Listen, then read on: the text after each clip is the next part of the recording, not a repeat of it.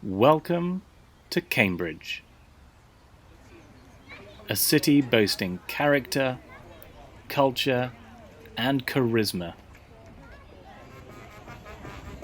A city among many in the UK, of which I will be visiting just 6 as part of my new series exploring life after lockdown. This is 6 cities in 6 weeks.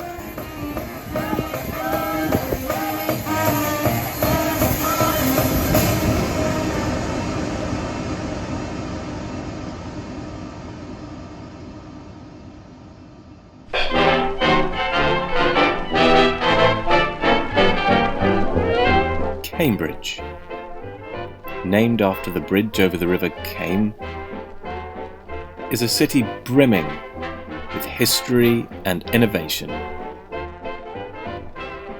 As progressive and multicultural as it is archaic and overprivileged, Cambridge sits nestled in the heart of unspoiled English countryside, cosily boxed in by the M11 and the A14. Today, the city is a hotspot for tourists from around the world.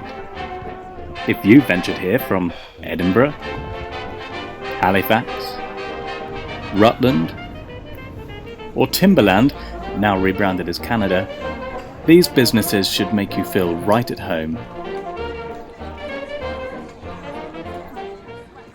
Every day, the river comes alive with mostly unskilled boatmen and women heaving themselves and their nervous passengers up and downstream. I often come here to watch as they flounder about helplessly, battling for space and crisscrossing lanes attempting to retrieve lost poles. It can provide hours of fun and entertainment. Look at this guy. Oh, he's going straight for the punts. Come on, mate. Oh.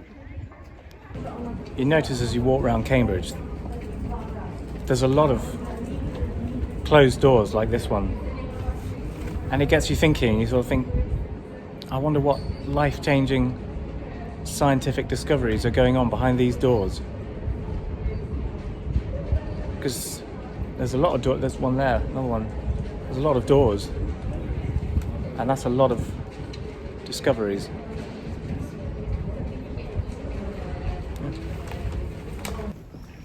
After a quick Google search, I discovered that this is, in fact, a disused access point to the Trinity Hall kitchens. Still, you never can tell.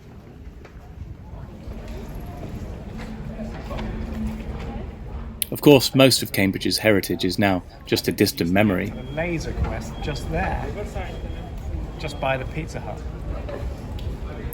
But still standing strong is the institution that put Cambridge on the map.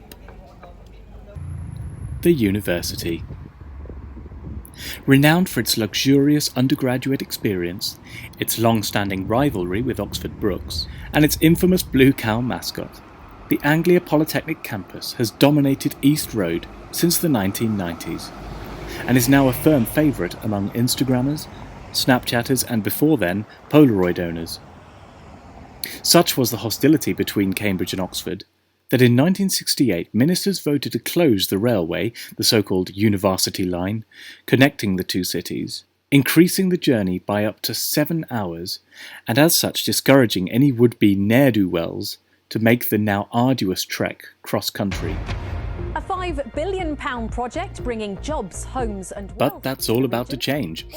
The cries of local residents, frustrated that there is now no east-west rail here, have at last been heard by the government, and plans are underway to build a new and vastly improved service, which will wind its way merrily through some of the region's best-loved towns and villages. Good going, Cambridge. Imagine when you'll be seeing this all round the city.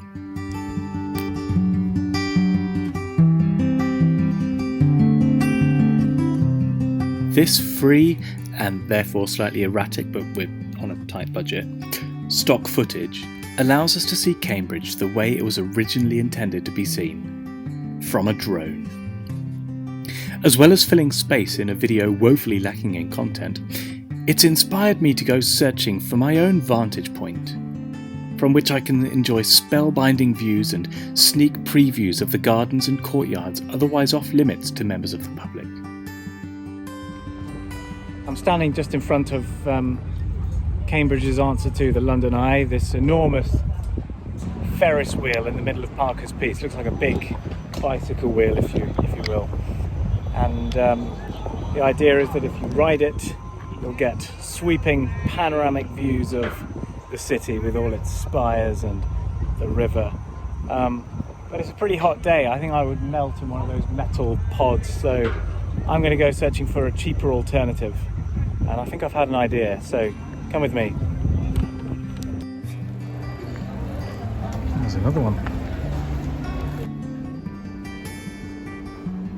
Top floor. This is how we get away from the crowds.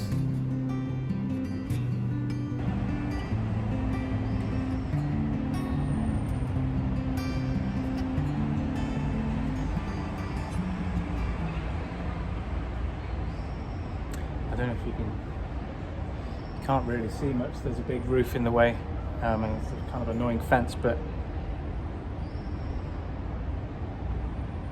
you can just see,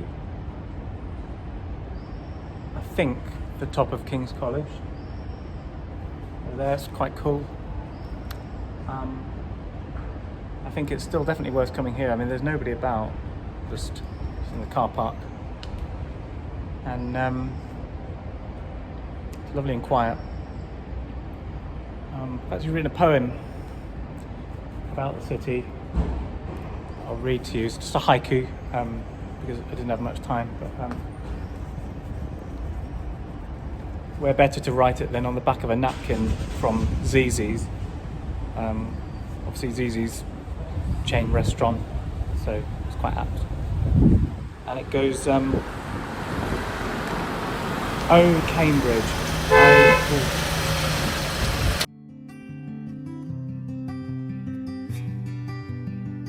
Oh Cambridge, I love your river, your secret doors, your big wheel, your people. Yeah, it works if you take out the word big. I didn't have much time.